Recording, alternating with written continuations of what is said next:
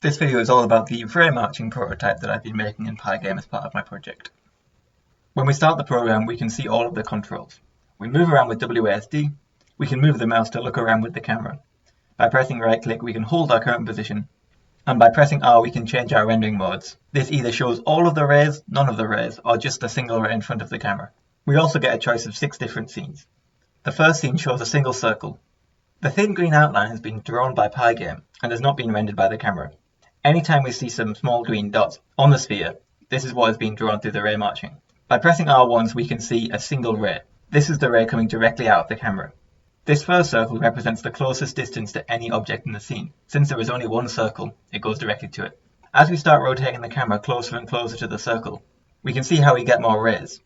Since each step we move forward based on the closest object to the scene. As the view angle gets closer and closer to the green circle, we see the black ray march circles get smaller and smaller, until this resolves to a small green dot. This means that the rays collided with the green circle. When a ray narrowly misses an object, we see how we can sometimes run out of circles.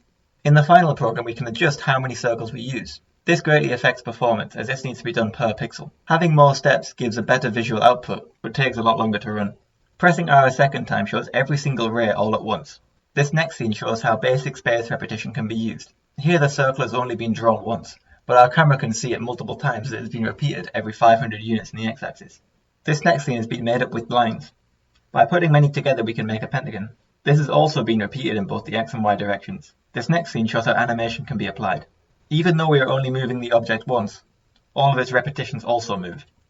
This final scene shows a combination of lines and circles. That has been a short demonstration of the ray marching prototype.